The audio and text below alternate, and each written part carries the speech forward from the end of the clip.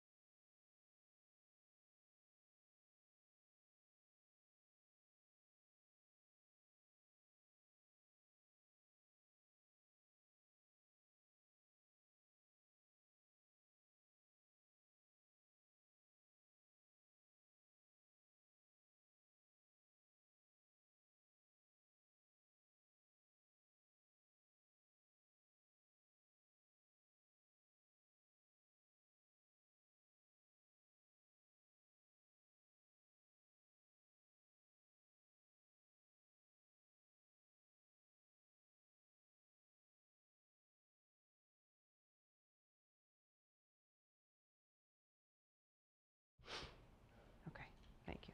Good evening, everybody. Good evening.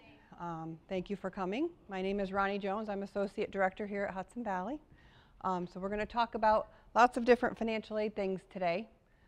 Our agenda, we're going to talk about eligibility criteria, the FAFSA in general, all the different aid programs for the federal aid, what we call verification and how we do that after you file the financial aid application. I'll go over New York State aid, TAP, the Excelsior scholarship. We'll go over how we define financial need and then put award packages together and how you would kind of review and compare those and what's after that. So we're going to get right into it. So the general financial aid application process starts with the free application for federal student aid. It is an online application. You also would be filing for tuition assistance program, which is a New York State grant program, all online. If you're looking at private institutions, they may require a CSS profile form or maybe another institutional form that they may have. So always check your financial aid office websites because they're really good references for what's needed and what the time frame is and the different processes. So in general, federal financial aid eligibility criteria, and some of this carries over to the state as well, you have to be pursuing a degree or certificate. So a student has applied for admission, asked to be in a specific program, and they've been accepted in that program, or what we call matriculated. You have to be in a program working towards that program to be eligible for federal and state programs. You just can't take whatever courses that you want to take. It has to be part of a course description or program description, and you're making progress towards that degree. So you have to be a U.S. citizen or an eligible non-citizen. An eligible non-citizen is typically someone who has a permanent resident card or what used to be called a green card, maybe a refugee, asylee, those kinds of statuses. All males who have reached the age of 18 must register with Selective Service. Selective Service would be if there was a draft instituted, like there was long ago in Vietnam. The kicker is with Selective Service is you have to register before you reach age 26. So those people who fail to register automatically become ineligible for federal student aid because they didn't comply with that federal requirement. It's a requirement that if you're a male and you live in this country, you must register. You have to have a valid Social Security number. If you had previous student loans, you can't default on those loans. You have to have paid them back according to the terms and conditions of those loans. If you owe an overpayment of federal grants or loans, that occurs in a situation where a student has enrolled in college, they maybe did not complete a semester for a medical reason or whatever, but all of those loan funds or grant funds were given to the student, and now you have to pay them back to the government because you didn't complete enough of the semester to earn them. That's one of the requirements, is you participate and you earn that aid as you go. You also have to maintain satisfactory academic progress, and that is measured based on grade point average and completion. It is a federal requirement, so every school has to have a policy when it comes to academic progress, and you have to meet those requirements. Typically, it's measured every semester. We measure at the end of fall, end of spring, end of summer. Some private schools may only do it once a year because their students are a little bit different dynamic than our students here at community college. But those are published policies in the college catalog, so just make sure your student understands those requirements. We always encourage students, if they're having academic difficulties or they're having a personal difficulty and they feel like they need to withdraw from some classes or all classes, that they speak to the financial aid office before they make the decision, so they know what the ramifications could be. And the last one is drug-related convictions can cause the loss of eligibility. That basically, the only drug conviction that does that is if you're convicted of possession or selling of illegal drugs on the FAFSA. There are admission requirements sometimes if a person has a felony that may prevent a student to be accepted into a school, but as far as the federal aid goes, they only look at the possession and selling of drugs. Okay. Please let me know if you have any questions. So for federal financial aid eligibility, we define students two different ways. They're either independent or dependent. An independent student would meet one of the criteria on this screen. And these are black and white federal criteria. If you're born before January 1st, 1996, you're automatically independent for financial aid, for federal financial aid, meaning parent information is not required on the application. It's just the student's information, and if the student's married, their spouse, okay? So if you're married as of the day, it's just student and spouse. If you have legal dependents other than a spouse that you support, and there is a support test, you have to be providing more than 50% of that person's support. If you're an orphan or a ward of the court, and they're the same question on the FAFSA, but they're two totally different criteria. Orphans, obviously, both biological or adoptive parents would be deceased. Ward of the court is if a student at any time was in a foster care situation, in the custody of the state, that kind of thing. So most schools would ask for court documentation to back that up. If you're a veteran of any of the U.S. Armed Forces, veteran meaning you served active duty, National Guard unfortunately does not qualify, but that would be verified through a database matching with Department of Veterans Affairs when you file your FAFSA. If you're on active duty in the U.S. Armed Forces also, you can be considered independent for aid. Typically, in that situation, we would have to ask for a person's current orders that they're still active duty. Homeless or unaccompanied youth. The homelessness requirement is pretty specific. It is based on a certain date prior to the academic year starting. So July 1st of the prior year, if a student was homeless and not in the custody of their parents, meaning they were in a homeless shelter, not in the custody of their parents, they were in a transitional living program, a housing program, and also sometimes if a young person who's just graduating from high school has been declared homeless by their school district for some reason, then that would meet that qualification. The homelessness is very date specific, so typically it's only valid for like that 1 year of financial aid, and then at some point in the future they would have to meet one of these other criteria. Emancipated minors or have a legal or had a legal guardian. Emancipated minors is defined differently state by state. So typically in New York State, we have not seen a lot of students who are actually emancipated minors. Emancipated minors go to court prior to the age of 18 and say, I want to be treated as an adult, I take care of myself, I want to sign a contract, I want to buy a car, I want a car loan, I want to be able to rent an apartment by myself. New York State doesn't do it very often, so we don't see it. Legal guardians are different as well. A legal guardian would be somebody who, as of the time they reached adult age, and in New York State that's 18, they had a legal guardian besides their parents. And it can't be a joint custody situation, it has to be technically guardianship. The court document has to say guardian, not custody. So there's very specific criteria with that as well. Even though it's a federal requirement, every state will do that differently as well. So we have to kind of suss out what is what when we look at the court documents. And the very last one is determined to be independent by financial aid administrator. We have the ability to review a certain situations to say, we feel based on documentation provided by the student and by third parties that the student should be treated independent. And that would happen in cases where maybe a student has lived with grandparents since they were an infant. Grandparents never maybe went through the process of getting guardianship. They only had custody. There's no relationship with parents. Maybe parents haven't been in their life. Very extreme cases like abuse, neglect, or abandonment is where we kind of go with that. So every school will have a policy on how you go through that process, what documentation is required. And then it would be up to us as an institution to determine that, keep the documents on file, so when we're reviewed by the federal government, they know that we're doing what we're supposed to do as far as that goes. Okay. Anybody have questions about that? Really tricky.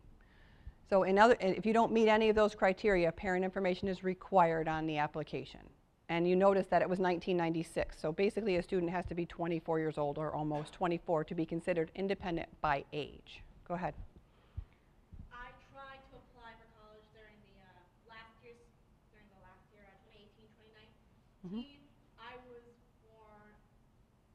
born January 2nd, Yeah. 1995, so Has that I could not. That's correct. The question was, her birth date is 2 days after January 1st. It's before January 1st, so it's very black and white. You're absolutely right. Yeah.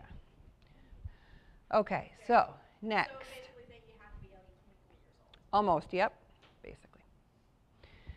So this is a screenshot of the FAFSA. It's the free application for federal student aid.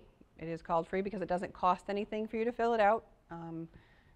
Most cases you can get free help at a local institution. You could come here to get free help or go to another college to get free help. We don't charge you for helping you, so we'd rather you do it for free with us than pay somebody else to do it. It's just your time.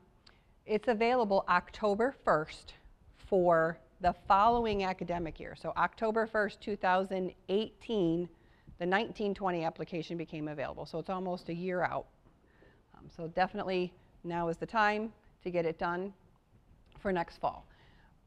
What the FAFSA does is collect the student's personal information, the financial information for the student and parents if it's required.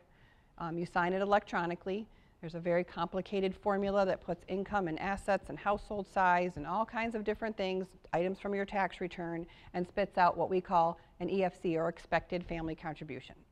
Now bear with me because that slide's a couple more down the road here, so we're gonna explain all of that. So that's just a number generated by the processing of the FAFSA by the federal government. And then we use that number to determine eligibility. When you log into the FAFSA, it's going to prompt you to create a federal student aid ID for the student and the parent. That's how you sign electronically. It's kind of a complicated process. You have to have an email address. It has to be a separate email address from the parents, and student's email address have to be different. You have to be able to get either an email or a text message with a confirmation code so you can confirm your identity. It's very secure. Okay, so that signature, that FSA ID, will stay the same all throughout your college career. At one point we're making it so those passwords, the actual password expires after 18 months, but I think they're going to bump that out so you don't have to constantly update that. You also use the FSA ID to apply for federal student loans because there's electronic requirements on a student loans website. You can also use it to access your student aid history at a database called the National Student Loan Database System. All of the financial aid that you have received, grant money, federal loans, are housed in that database, and you have access to view that.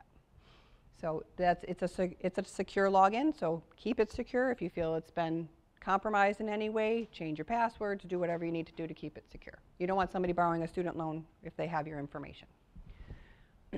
On the FAFSA, I mentioned it collects income information.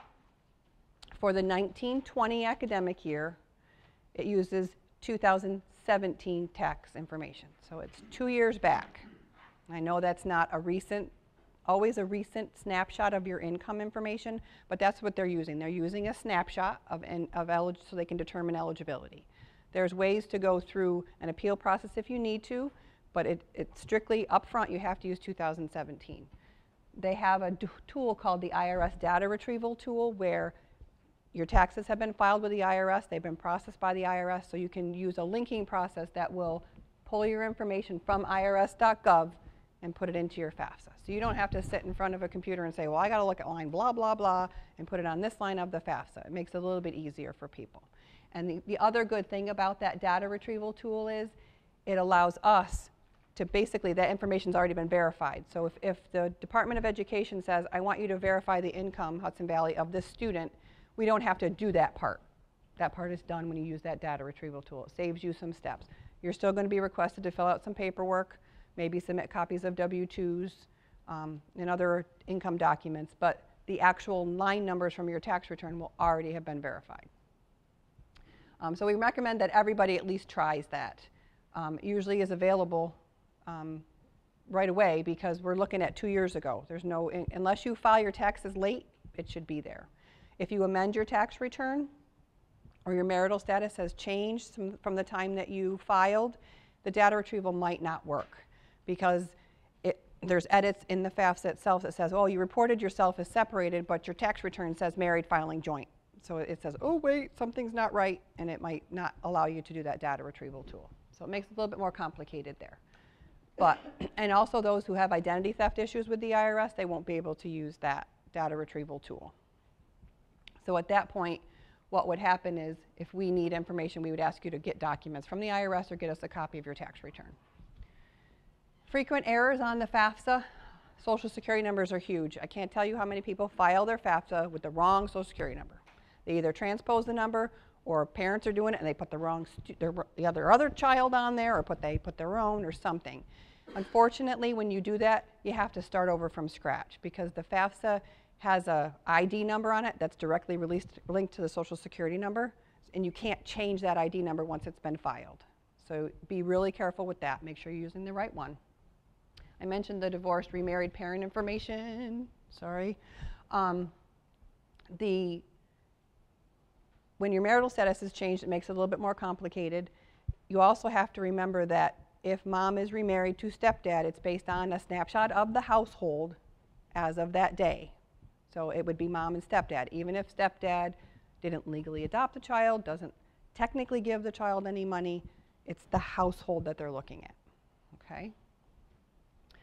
Income earned by parents, step-parents and or spouses for that matter. If you file a joint tax return, your income information, all your wages are lumped together on there. It does make a difference in the financial aid formula whether there's one wage earner in the household or two. So it's important that you separate those out. So it will tell you, enter your wages from your W-2. So you have to make sure you separate those out. And that won't be pulled in with the data retrieval tool because, again, they're all lumped together. It's not that sophisticated. It can't do that. The income tax paid, your gross income, all of that should come in with the data retrieval tool if it works for you. So that could be also verified. But you have to make sure you're looking at the right line if you have to manually enter those numbers. And it tells you, look at line 37 for your AGI. Look at line 54 for your taxes paid. Okay? Household size makes a difference as well.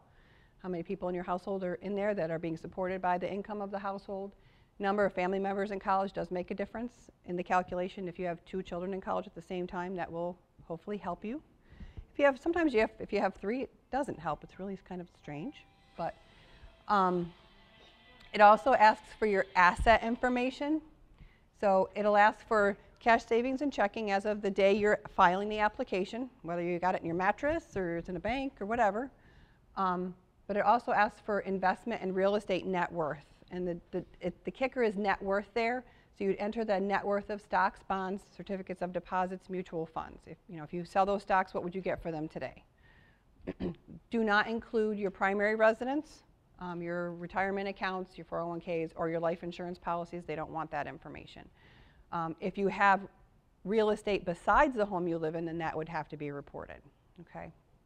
I mentioned before with the CSS profile with private schools, they ask more specific information than the FAFSA does about like the income and the assets. They might want to know if you have a motorhome and how much that's worth, or an RV or like a four-wheeler or something. I mean, they delve into it a little bit more because a private institution has endowment funds they're trying to award, so they kind of have to suss out a little bit, get to some more specific information to help make those decisions as an institution. Go ahead.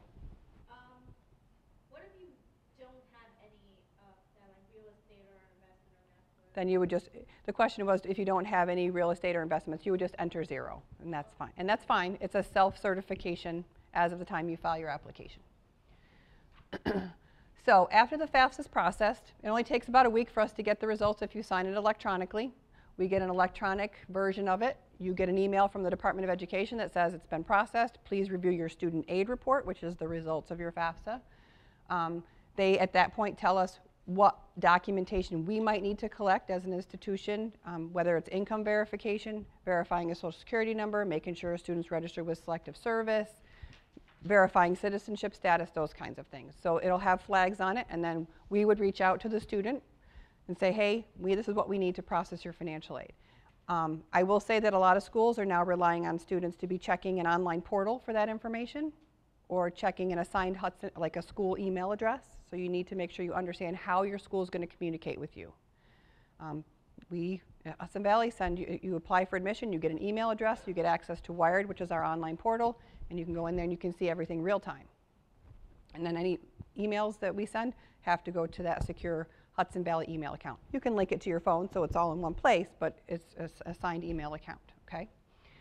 If we don't need any information at all, once the student's been accepted, then they would send an award notification would go out, again, probably through email, that says, hey, go to your portal and check out your awards, or here's all SUNY schools use a SUNY award letter format, so it all looks the same for every SUNY school and every community college here in New York State, so you get the same kind of format from them. Private schools might do it a little differently, obviously. So the verification process as far as the income verification is typically random unless you really mess something up. But there's a lot of checks and balances and edits in the FAFSA now with the IRS data retrieval, so I think a lot of that gets eliminated. Sometimes your school may select you for verification because as a community college, we know that our students tend to make mistakes in this area. They might say that they're an orphan when they're really not, or they have a legal guardian. That's very tricky. They say, well, I was in custody of my grandparents, but that doesn't meet the requirements, so we then have to go through that process. So we would notify you what we need. You send us the documents. We compare them to the online FAFSA, make any corrections, and then we can move forward. So the quicker you can get the documents back to the school, the quicker your school can follow through. And if you are selected for verification by the federal government and you want award letters from, say, 4 schools because you're trying to make a decision, you would have to send those documents to all 4 schools. Each school has to do it on their own. It's not the federal government that does it, it's the institution. So now I'm going to go through the aid programs.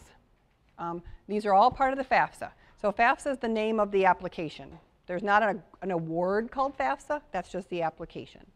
When you file a FAFSA, you're applying for federal grants, federal student loans, the work-study program. There's a program called the TEACH grant.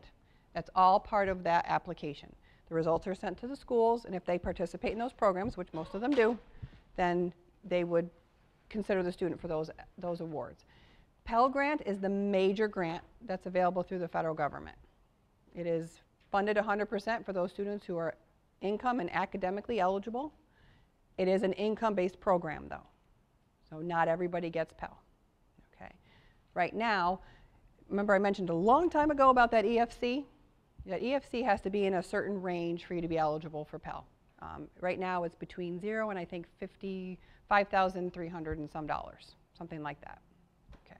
It is very possible for your expected family contribution to be in the tens of thousands, but depending on your income. Okay. So just remember that. So a student who qualifies for the maximum Pell Grant, meaning their family contribution is 0, they get $6,195 a year as a full-time student, half for fall, half for spring. You can have a Pell Grant for up to 6 years or until you get your first bachelor's degree. So they give you 6 years to get a 4-year degree. You can decide what you want to do. Once you have a bachelor's degree, you're no longer eligible, automatically not eligible. If you're a part-time student, it's prorated based on the number of credit hours you're taking that are part of your program. In most cases, students can have Pell as a part-time student. That scale I talked about, it goes up to like 5,400, 5,300. When the higher you get on the scale, you have to either be full-time or three-quarter time to get Pell. Those students wouldn't be able to get a part-time award. It's a scale. So then there's the Supplemental Educational Opportunity Grant. That is funded per campus. Each Department of Education gives a certain amount to each school. They award it based on criteria. You can have it until you have a bachelor's degree. The maximum yearly award can be $4,000. However, it will depend on the funding at that school. Our students get like $400 a semester. I'm sorry, $400 a year, sorry. We have a lot of Pell Grant eligible students. So you have to be Pell Grant eligible to get SEOG. It is a supplemental grant to Pell, okay? Again, that can be based on, prorated based on part-time credits. You have to be in at least 6 credits, but it's based on those with exceptional need. Those students who have a 0 family contribution have that exceptional need, so they get that grant, okay? The TEACH grant, we don't award master's degrees, so we don't participate in this program, but if you're looking at a school, looking at a master's degree, this might be an option for your student. A TEACH grant is for students who agree to, they want to teach. They want to teach in a high need field in very specific programs, but they have to do it within 8 years of graduating, and they have to do it for 4 years. So it's a significant grant. You're talking $4,000 a year for an undergrad, $8,000 for a grad, but there's academic criteria. You have to have a 3.25 GPA, cumulative GPA, and all these high need fields, bilingual education, English languages, math, science, those kinds of things. So it's a great program for those people. However, you have to sign a contract that says, yep, this is what I'm going to do, and I'm going to teach for at least 4 years within 8 years of completing my degree, and you get that grant, which is great. However, if you don't fulfill your requirement, it becomes a loan that you have to pay back with accrued interest. So, I mean, it might be worth the risk, even if you're not sure, because you would have borrowed that money anyway at some point, but something to consider. There's also the Federal Work-Study Program. It's for undergraduate and graduate students. It is a what we call campus-based program. Just like SEOG, we have a certain amount of money to award for the year. We try to place students in employment either on campus or off campus in community service type situations. Pay them at least minimum wage, sometimes a little more. Tutoring, it could be just working in an office, working in our daycare center. We have students who work at the Lansingburg Boys and Girls Club, Hope Center, different things. You basically work to earn a paycheck. It gives them some pocket money, maybe some good work experience. They might be able to work in their academic department, that kind of thing. We do have to pay at least minimum wage, but usually they get a paycheck every 2 weeks or whatever it is, and they can use it for their spending money. I mean, I think you can, in some schools, you can make arrangements for it to go to your tuition, like through a direct deposit thing. But it can be a minimal amount, so sometimes it's just nice to have the pocket money and be able to work on campus. It's convenient for some people, especially if you're going to a residential school where you're living on campus. You can work 10 hours a week somewhere, that kind of thing. And sometimes it's nice to have that on your resume. So.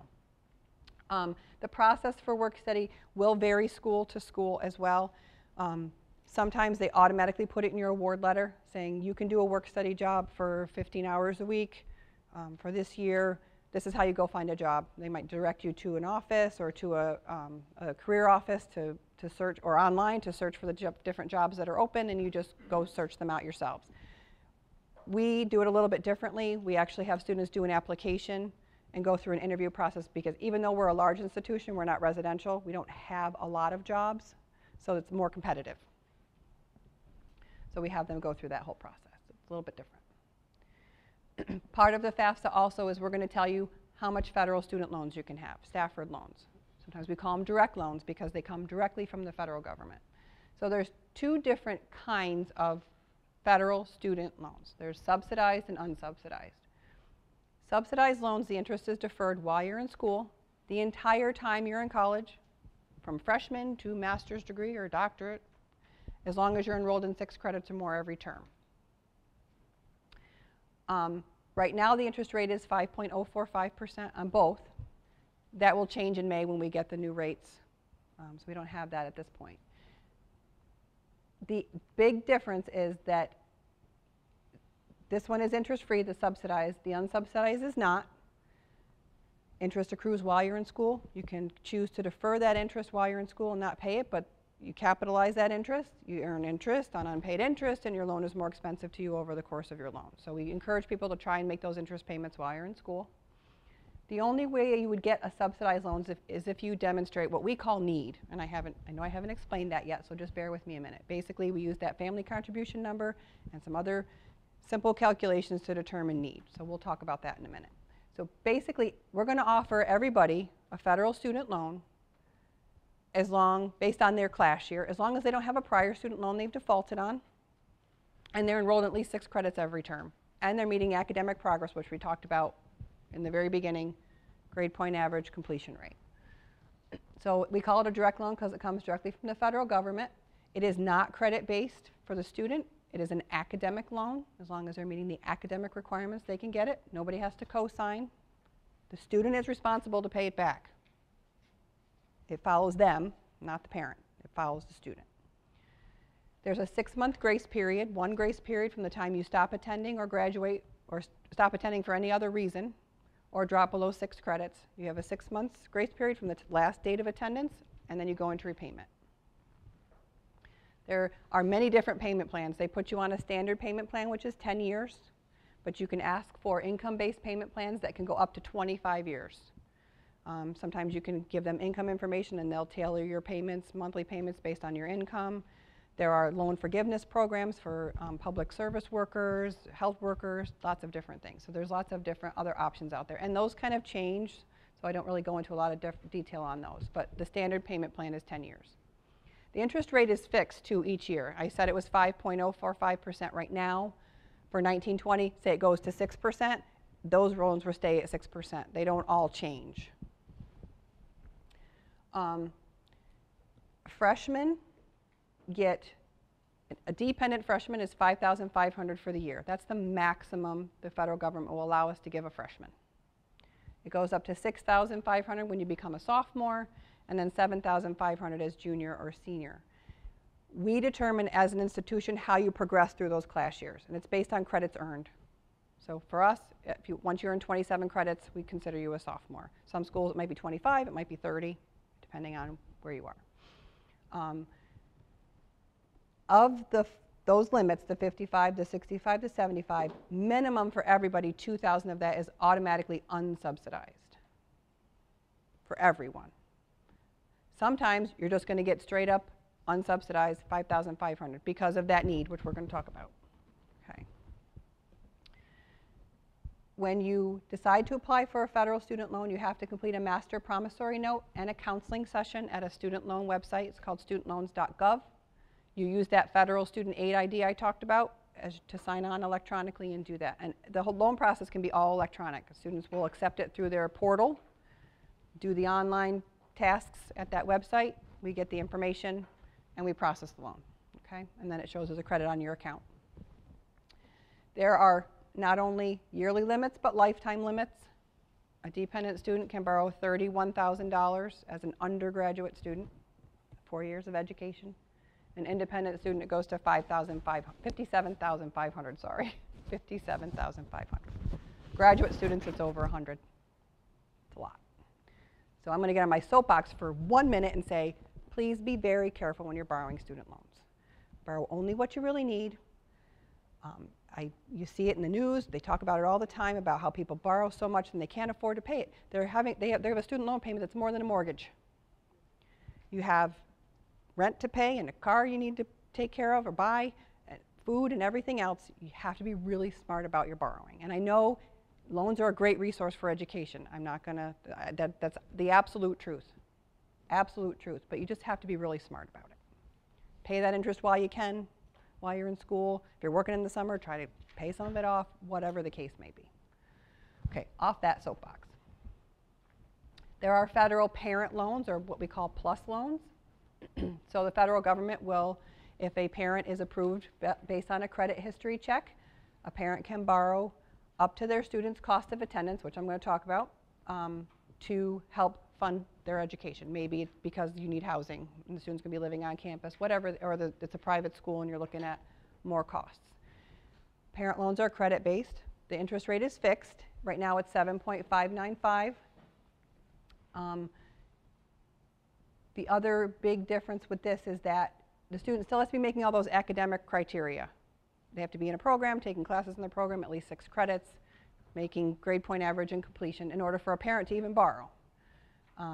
But the repayment, you don't have that deferment while you're in school. Your payments start 60 days after the funds have arrived for the year.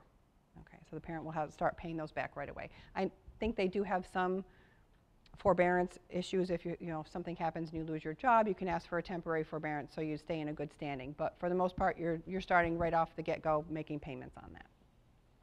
If for some reason a parent is denied a PLUS loan because of credit history, they do allow us to give the student an additional $4,000 a year in unsubsidized loan.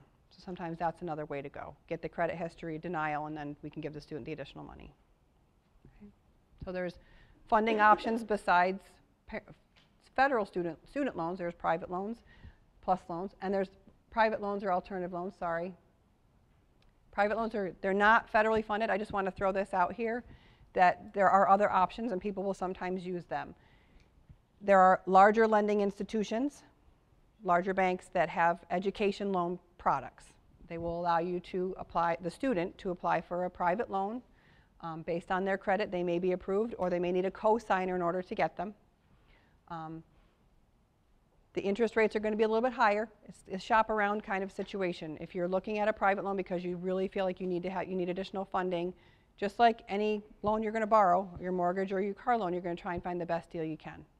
So there's tools out there and websites that will kind of suss out what what loans you might qualify for. Some of them are only for four-year institutions. Some of them are for anybody. We have students who use these loans when they lose academic eligibility for federal loans because they didn't do well, whatever the case may be. Or they might use them because, again, they have housing they have to pay and that's the only option they have. Or they're going to a private school and it's very expensive. Usually these loans are deferrable while you're in school, but they require interest payments on a monthly basis. So you have to keep up with those payments in order to continue the interest payments to continue to receive the funding. Okay. The loan limit on these private or alternative loans is the cost of attendance, which I'm going to talk about, minus all the other aid the student's getting. Okay, so basically it's like filling a gap in your costs. And I'm sorry, that's like a few slides ahead, so bear with me. We're going to go through New York State aid quick, and then we'll probably talk about that. After you file the FAFSA, you should also apply for New York State aid. Higher Education Services Corporation is the New York State department that handles the New York State TAP grant. They have lots of they have some part-time grants, the Aid for Part-Time Study grant. They have scholarships, they have Veterans Awards, they have Aid to Native Americans, and they also have that lovely Excelsior scholarship that's fairly new. Okay, so that's all done through New York State. There's a link on the FAFSA application that will take you to the New York State application typically. Sometimes it's a little finicky and it doesn't work. So if you miss it, you can just go to that website directly. It's called tapweb.org. You just go to that website and do the application. And it's pre-filled out based on the information you put on your FAFSA. New York State FAFSA sends it to New York State. When you list a New York State school and your name and your address, all that personal stuff is already there. You just have to answer the specific New York State criteria because their rules are a little different. And then you're finished. It takes like 5 minutes. So you do have to be a New York State resident attending a New York State college. You have to submit the FAFSA first. The very first school that you list on the FAFSA is the one that's going to get TAP information. You can list 10 schools on the FAFSA, but the very first New York State school you list is the one that's going to get it. So if that's not the school you end up going to, you need to make sure you change that. And you can do that right on that New York State website. The income limits for their New York State grant, the TAP grant, it's a tuition assistance grant, is $80,000 taxable income for the household for a dependent student and $10,000 for an independent student who doesn't have any children. It is a TAP tuition assistance grant, so it's directly driven by the tuition at your school. So it will change because tuition at schools are different, and your income. The maximum you can get is $5,000 a year, but that's on the assumption that the tuition is less than that. If you're going to a school that's $50,000 in tuition, the maximum you're going to get is $5,000, and that's assuming you're getting the maximum award. Okay. The minimum award is $250 a semester. So that's the website, tapweb.org. You have a username and PIN that you create when you go in there the first time. And then they will notify you after the state budget passes every year what your eligibility will be. So the state budget just recently passed. We should start getting those awards and those emails being sent out to people. So TAP is the full-time grant that they have. They have two different part-time grants. There's part-time TAP and Aid for Part-Time Study. Part-time TAP is actually the newest part-time award. You have to be a first-time full-time freshman in 2006, 2007, or after, and you have to complete 2 consecutive semesters of 12 credits to then say, I want to be a part-time student and I want to qualify for part-time TAP. Okay? So that won't work for somebody who wants to go to college right out of the gate as a part-time student. Okay? It uses the same online application. The difference is the Aid for Part-Time Study grant was around a long time ago. It doesn't have that criteria where you have to be full-time first or in 06, 07, but it's managed by the school. If your school participates, there's going to be a paper application you have to fill out by a specific deadline, get it to them with your income documentation, and then they'll determine if you're eligible. It's a kind of an antiquated process, so it does take a little bit of time. But if you're going to be a part-time student, please ask, which one should I apply for? Make sure you don't miss the deadlines. Just ask the question so we can kind of guide you in the right direction. And on that note, there are never any silly financial aid questions, ever. There are so many regulations and rules. There's no silly questions. Always ask if you're not sure. And even ask if you are sure. You just never know. Things change too. Excelsior Scholarship, we're in year 2 right now. So it is a scholarship. Students can potentially get the cost of tuition covered if they meet the income criteria. Right now it's $110,000. Next year it will be $125,000 is the limit. You have to be full-time taking classes in your program. You have to be on time to graduate. Have to be.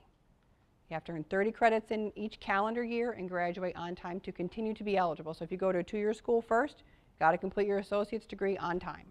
So you can then be eligible for your second 2 years. It's very strict. It is a scholarship. There are a lot of criteria. But it's definitely a wonderful opportunity for people. The other thing with Excelsior is that you're supposed to, you sign a contract saying, yes, I'm going to stay in New York State, and if I work, I'm going to work in New York State for the length of time that I received this scholarship. They want you to contribute back to New York State's economy, which is awesome.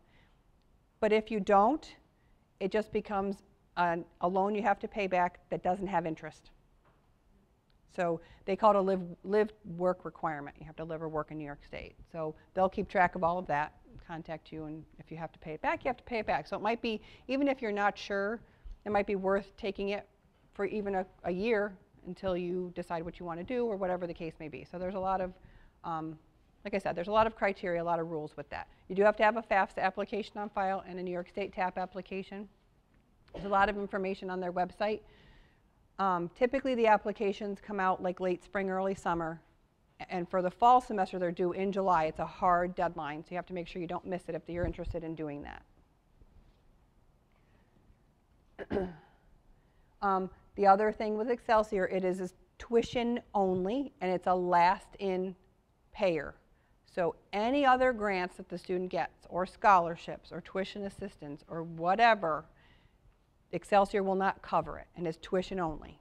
So it's tuition minus Pell, minus TAP, minus a scholarship you get from your high school. They'll pay the difference. But you still are responsible for the fees, because there's lots of mandatory fees at institutions. So you just have to remember that it's tuition only, and it's last in. So if a student gets a Pell grant and a TAP grant, sometimes they don't even get Excelsior because their Pell and their TAP covers their tuition anyway.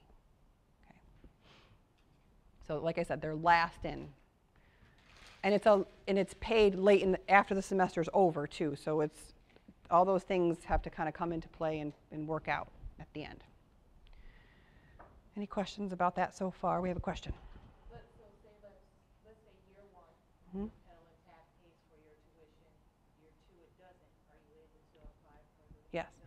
The question is, if you have Pell or TAP or other grants that cover in year 1, can I apply in a future year? Yes, you can, as long as you meet the deadline. You can apply in year 1 even if you think you're going to be denied. At least then you have the application on file and it will follow you. You just have to do the yearly FAFSA, yearly TAP application. And people's eligibility will change. Income could change, it could change. So yes, absolutely, absolutely. All right, so now I'm going to talk about financial need and all that stuff I've been saying. Wait, I'll tell you in a minute. Cost of attendance. We as an institution have to set cost of attendance based on federal law. We subtract out that expected family contribution that came off of your FAFSA, and that tells us whether somebody has need. And then we try to fill that need with need-based programs like Pell, like TAP, subsidized loans, that kind of stuff. So, cost of attendance, we have to say this is what it reasonably costs you to be a student full-time here for the year. We're going to build in tuition and fees, books, obviously, because you need those as a student. Everybody does. But also, there's allowances in there for room and board, whether you're living on campus, have an apartment off campus, or you're living with your parents, or you're in your grandparents' basement. There's still an allowance in there. There's also allowances for your personal expenses.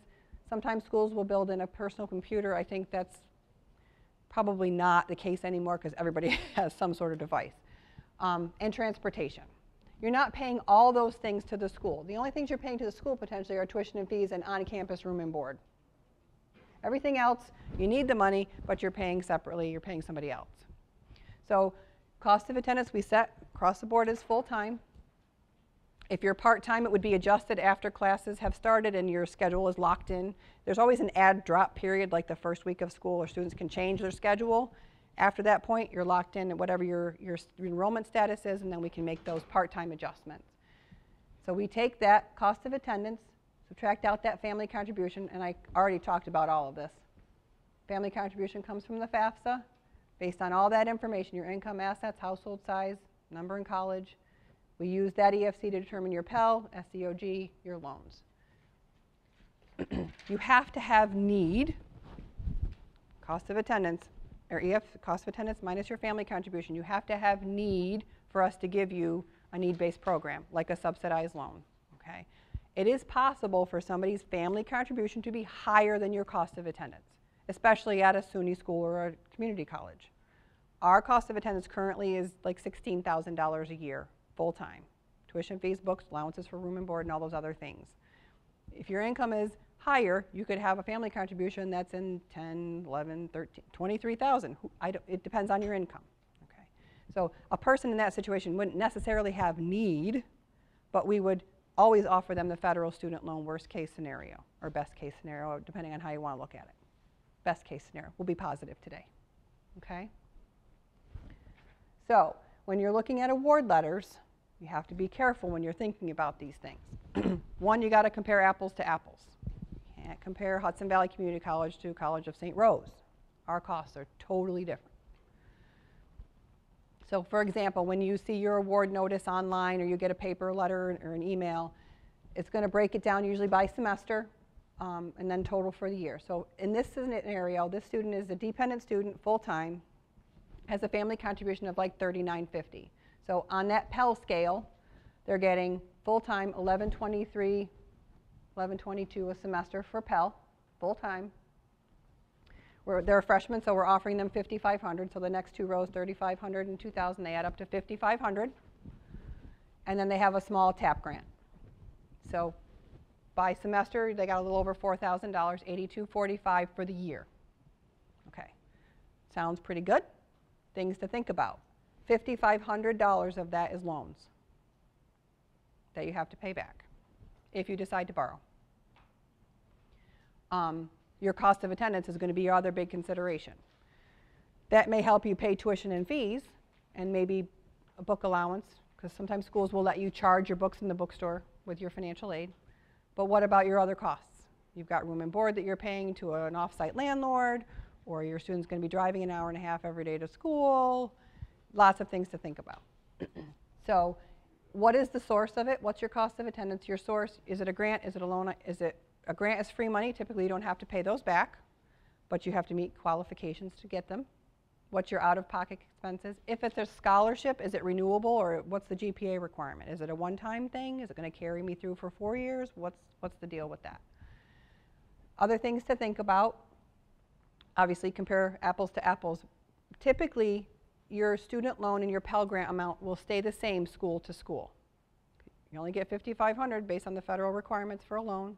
Your Pell Grant's based on a federal scale. It's going to stay the same school to school. Your TAP award will change if you have one because tuition is different. But your costs are the thing that really drive it. For some people, there's going to be a really big gap, and you have to figure out how you're going to fill that gap. Are you going to try a federal parent loan? Are you going to try a private education loan? Do you have money socked away that you've got? Some schools have payment plans where we have a payment plan now where you can pay over 4 months, pay the rest, that kind of thing. So there's options out there. So I think we're almost done. So at this point, admissions applications were due in November. People should have your acceptance letters, at least for most schools. You might have a May 1st deadline coming up where you have to tell a school, I'm definitely coming or I'm not. Make sure you check all your application deadlines for financial aid in case scholarships might have specific deadlines at your institution. There's foundation scholarships potentially, those kinds of things. Check out other scholarships through your high school. You can search online for scholarships. Just be wary. If you're not comfortable putting a social security number or something on a scholarship application, don't do it. You should never pay to apply for an outside scholarship either. Scholarship should be based on something unique to you, your merit, your eye color, something that's unique to the student, okay? And if you think you have a special financial circumstance, please contact your financial aid office for their policies and procedures. I mentioned before, we're using 2 years ago income. If your income has changed, somebody lost their job, something happened, and now the situation is totally different, we can sometimes do an appeal process, take a snapshot of more recent information and use that information instead. So like I said, there's no silly financial aid questions ever. Know about FERPA, Federal Education Rights and Privacy Act. We are required as institutions to protect the students' privacy. They are adults when they step in the door. We can't talk to anybody, not even them on the phone unless we have them create a password. Keep that on file so we can identify them when they call on the phone. They can give other people access. It doesn't allow that person to act on the student's behalf, just to get information. So just know what your school's policy for that is as well. And I think that is it. Thank you all very much for listening. Have a great night. Are we done? Are we done? I'm always afraid.